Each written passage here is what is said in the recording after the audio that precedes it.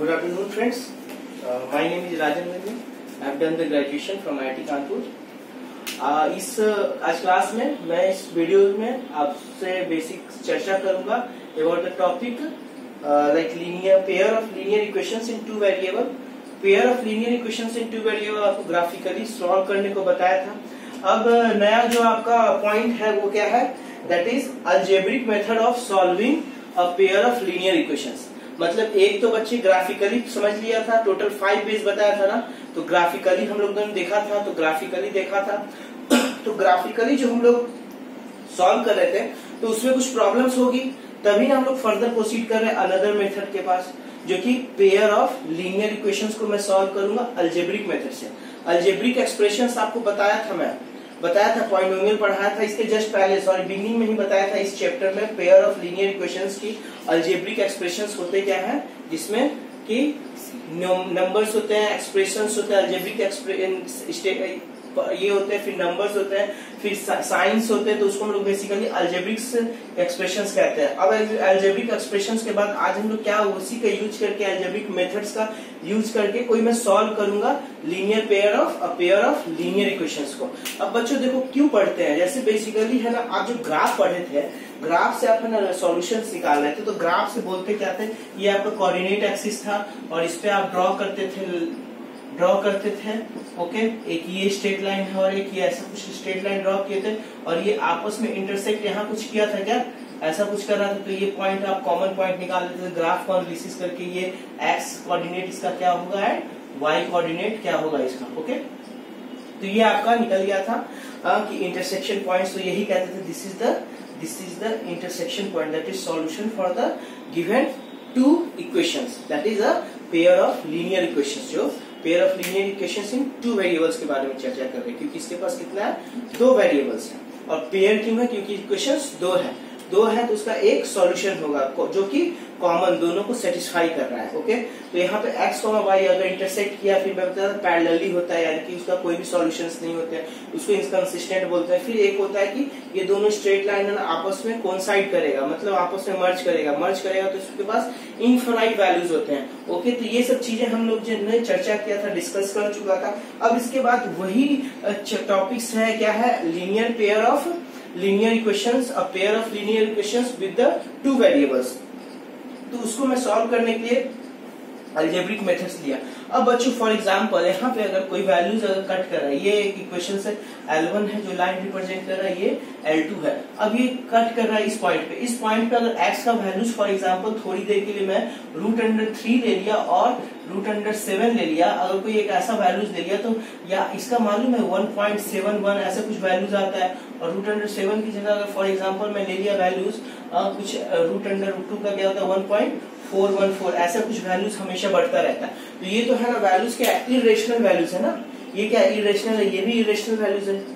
इसका तो ये तो मैं कोऑर्डिनेट एक्सिस से तो पता नहीं कर सकता हूँ ना, अगर इंटरसेक्शन करेगा तो मैं ड्रॉ नहीं कर सकता, मैं इसको ये नहीं कर सकता. कोई है रेशनल वैल्यूज है तो चलो मैं देख कर भी है ना एक पिन पॉइंट में थोड़ा सा है ना अप्रोक्सीमेशन लगा सकता हूँ. लेकिन अगर मेरे को रेशनल वैल्यूज मिल रहा है, अगर फॉर एग्जाम्पल 2 इक्वेशंस थे, क्या थे, a pair of linear equations of 2 variables है, a1x plus b1y plus c1 is equal to 0. एक इक्वेशन ये रहा.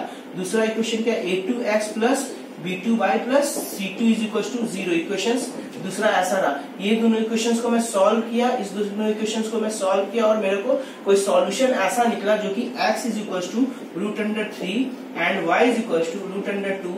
ये वैल्यूज x एंड y का ये satisfy by this equation and satisfy by this equations, यानी कि ये दोनों वैल्यूज सेटिस्फाई कर रहा है इस दोनों इक्वेशंस को कर रहा है. तो ये कैसा है, इरेशनल नंबर से क्या है, ये बेसिकली क्या है, x एंड y का जो वैल्यू है ये क्या है,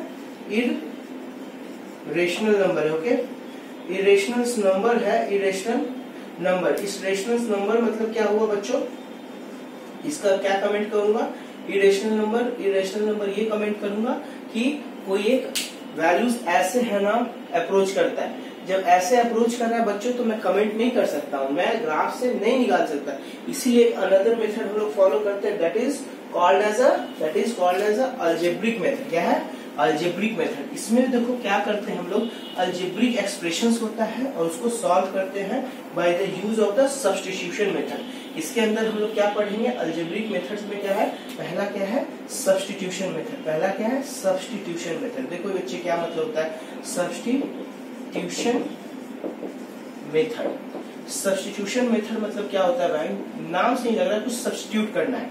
कैसे सब्स्टिट्यूट करना है, देखो मेरे को एक एग्जांपल आपका 7 में लेता हूँ। एग्जांपल्स में क्या दिया हुआ है, क्या है, सॉल्व द फॉलोइंग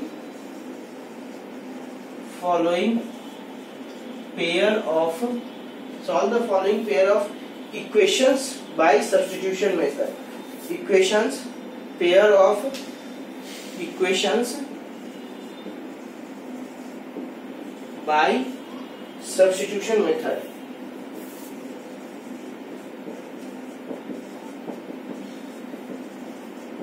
ओके बच्चों, कुछ ऐसा क्वेश्चन है, क्या है कि कोई equations of pair of equations दिया हुआ। इक्वेशंस आपका क्या क्या है, देखो पहला इक्वेशन क्या है x प्लस 7x। क्वेश्चन क्या है इसका, 7x minus 5y is equal to 2 first equation है। सेकंड क्या है x plus 2y is equal to 3। ये फर्स्ट इक्वेशन है, ये सेकंड इक्वेशन है। अब इसको मेरे को सॉल्व करना है। ओके ट्राई करो।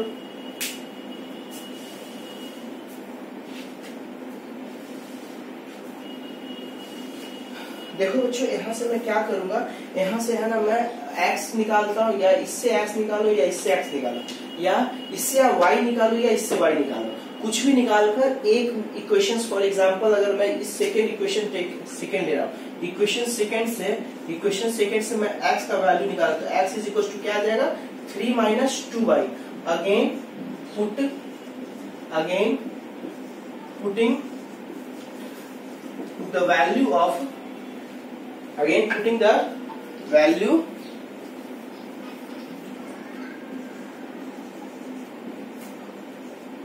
putting the value of x in equation 1। जब इक्वेशन 1 में मैं वैल्यू रख रहा तो क्या आएगा, देखो क्या आने वाला है 7 इंटू एक्स। एक्स कितना है 3 minus 2y is equal to is minus 15y is equal to 2। ये इक्वेशंस मेरा क्या है 1 है। अगर इसको फर्दर सिंप्लीफाई करूंगा तो देखो ये क्या आएगा 21 minus 14y minus 15y is equal to 2। यहाँ से बच्चों ये क्या हो जाएगा, ये माइनस 29, और ये क्या हो जाएगा, इधर जाएगा तो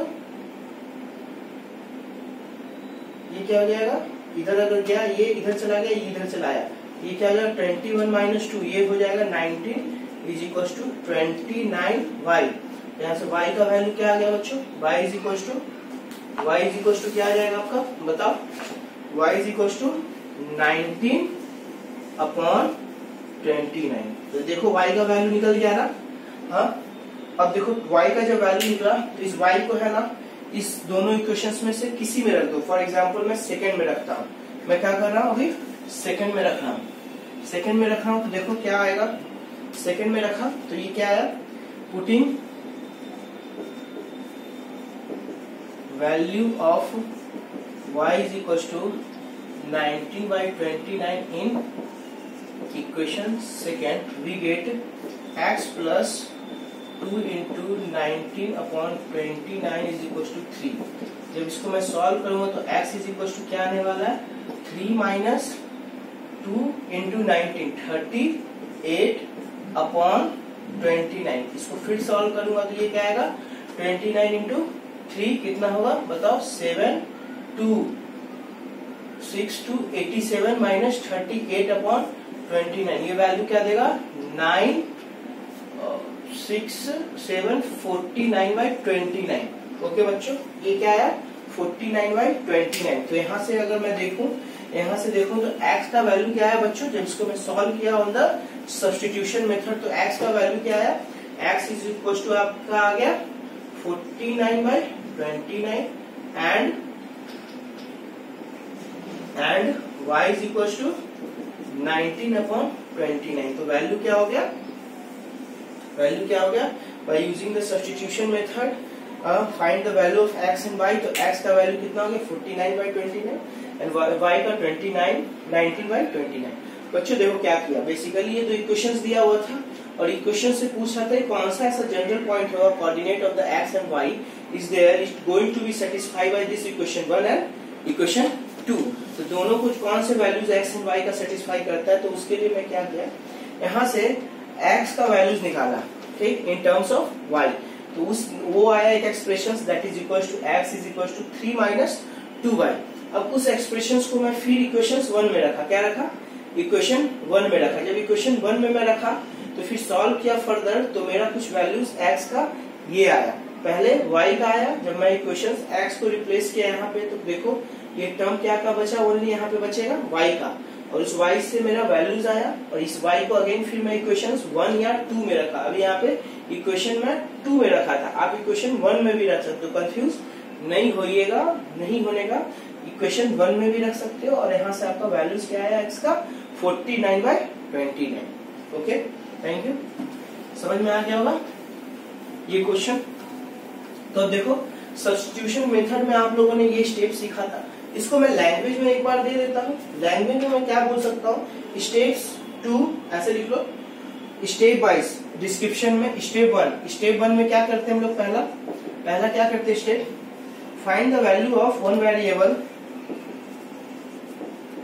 find the value of one variable, find the value of one variable, say y in terms of say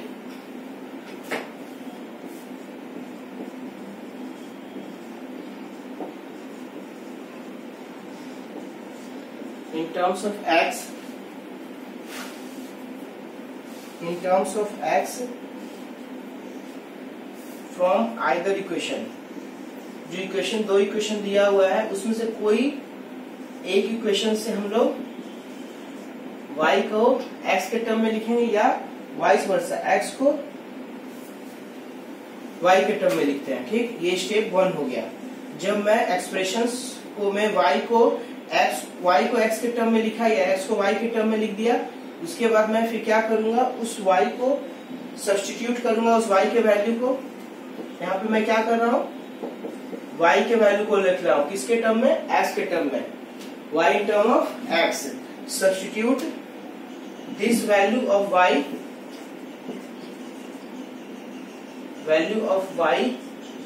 substitute this value of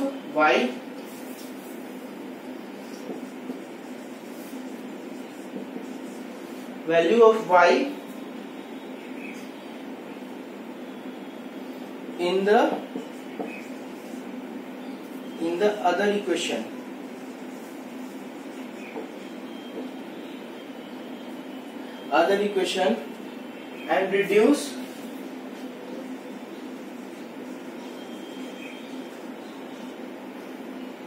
and reduce it to the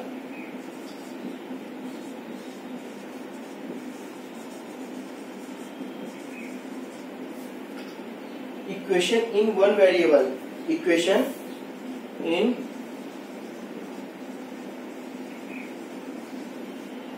in one variable that is in term of x,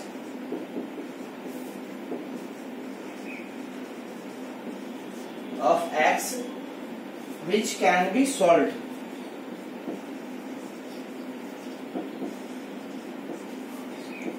वही बच्चों बिल्कुल है ना, y को replace किया second equation में और वहां से x का टर्म आया और x जब उस इक्वेशन को सॉल्व करूंगा तो वहां से x का वैल्यू आएगा, उस x के वैल्यूज को फिर अगेन इक्वेशन 1 या इक्वेशन 2 में रख के वहां से मैं y का वैल्यू निकाल सकता हूँ। ओके, तो ये आपका एक लैंग्वेज में हो गया, ठीक। अब देखो बच्चों उसके बाद है क्या, इसी में पॉइंट क्या है, इसी में क्या पॉइंट है, if this statement is true, उसके आगे लिखो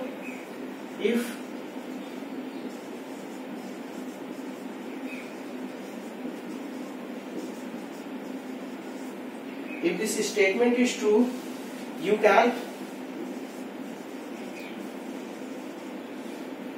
you can conclude that the pair of linear equations, you can conclude that the pair of linear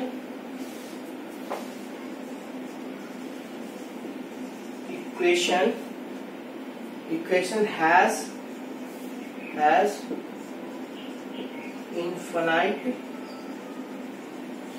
many solutions, or otherwise if the statement is false,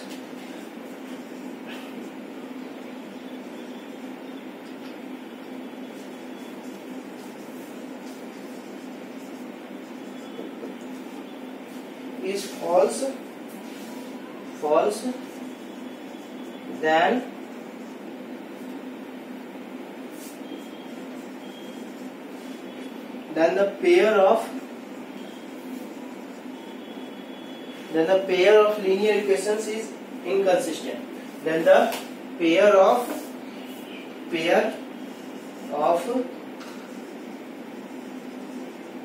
linear equations is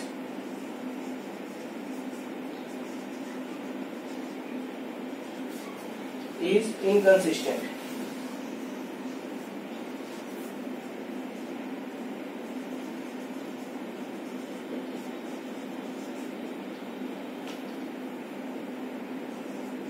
okay बच्चों, यहाँ पे क्या किया, पहला step में y को x के term में लिखा, या आप कुछ भी लिख सकते हो y को x के टर्म में। फिर जब वो आया तो दूसरे इक्वेशंस में जिससे निकाला तो उस अदर्स इक्वेशंस में उस y का वैल्यू रखा, वहां से x के टर्म में एक इक्वेशन बना, उसको सॉल्व करूंगा तो क्या बना, एक x का वैल्यू आना। उस x के वैल्यू को अगेन मैं इक्वेशन 1 या इक्वेशन 2 में रखूंगा, तो वहां से मैं y का वैल्यू निकाल लिया, तो मेरा x एंड y का वैल्यू निकल गया। लेकिन ऐसा भी कंडीशंस था ना, मैं बताया था 3 पॉसिबिलिटीज। एक क्या है, यूनिक सॉल्यूशन में तो x y का वैल्यूज निकला, लेकिन ऐसा भी तो हो सकता है ना कि वो कोइंसाइड करे। तो कोइंसाइड करे तो क्या होगा ना कि left hand side is equal to right hand side आ जाएगा कोई कांस्टेंट वैल्यू में। अगर वैसा कुछ वैल्यूज आया ना तो हम क्या बोलेंगे कि वो कोइंसाइड कर रहा है। थर्ड पॉसिबिलिटीज क्या होता है बच्चों की, जब लाइंस आर पैरेलल तो उसके पास there have the no any solutions, कोई एनी सॉल्यूशंस नहीं होता है। तो वैसे में नहीं सॉल्यूशंस होने के लिए क्या होगा कि स्टेटमेंट फॉल्स हो जाएगा, यानी कि लेफ्ट हैंड साइड कुछ अलग वैल्यूज आएगा न्यूमेरिकल, राइट हैंड साइड कुछ अलग आएगा। तो वो पॉसिबिलिटीज में आप क्या कहोगे, it is the inconsistent, equations is inconsistent. Okay, ठीक है। तो एक दो एग्जांपल्स लेके हम लोग है ना आगे फर्दर प्रोसीड करेंगे। पहला फिर हो गया सेकेंड स्टेप, फिर थर्ड स्टेप इसमें क्या है, थर्ड स्टेप लिखो इसमें, स्टेप 1, स्टेप 2, स्टेप 3 है। Substitute the value of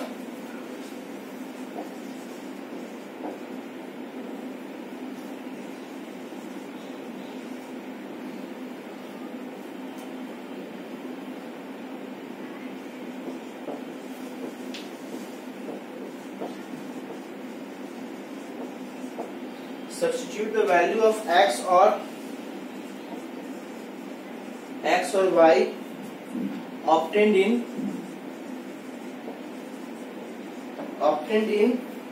step 2 in the equation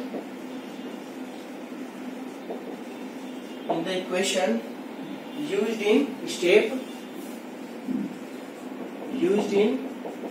step 1 to obtain the value of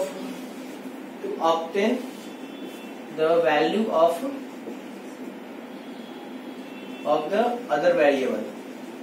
okay बच्चों, जो वैल्यूज आया x और एग्जांपल y के टर्म में लिखे थे पहले स्टेप में, सेकंड में रिप्लेस किया तो सबको y x के टर्म में आया। फिर x जो ऑब्टेन हुआ था वैल्यू ऑफ, वहां से x आ गया था जो x ऑब्टेन हुआ था, फिर x को रिप्लेस करूंगा इक्वेशंस में, फिर वहां से y का वैल्यू रख सकता हूँ, या वाइस वर्सा भी कर सकते हो। ये x के साथ प्रोसीजर की, या तो y के साथ भी आप ऐसा प्रोसीजर कर सकते हो। ओके, तो ये आपका हो गया। ठीक, एक दो अब एग्जांपल्स लेता हूँ, उसके बाद फिर मैं एक्सरसाइज के बारे में चर्चा करूंगा, डिस्कस करूंगा। तो देखो बच्चों,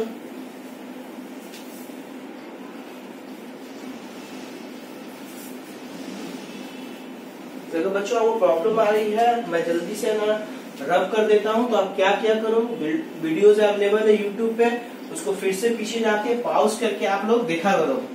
ओके, एग्जाम्पल ले लो। एग्जाम्पल क्या है बच्चों, देखो क्वेश्चन क्या है, Altaf tells Aftab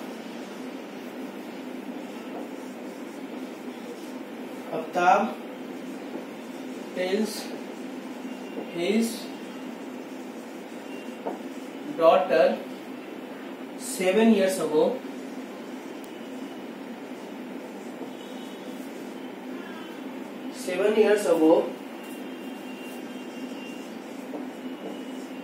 I was 11. I was 7 times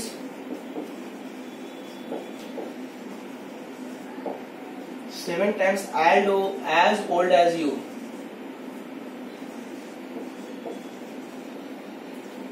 Where then? Were that?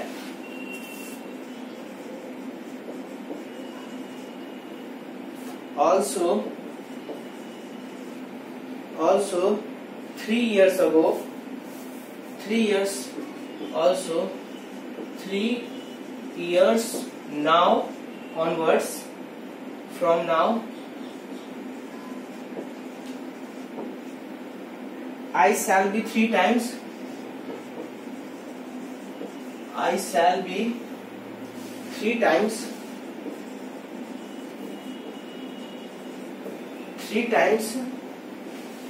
as old as you.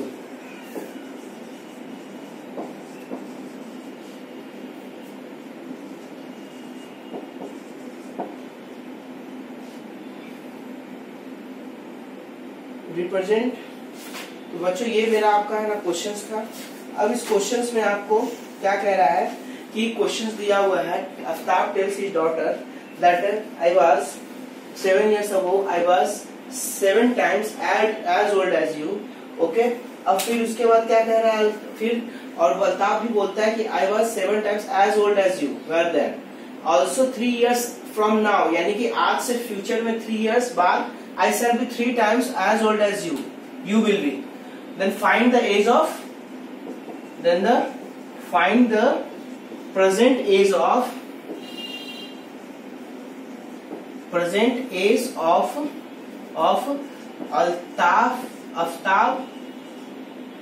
Aftab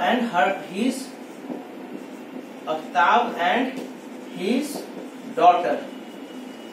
okay, ये क्वेश्चन है बच्चों।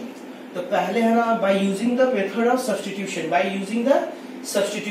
किससे बताना है, बाय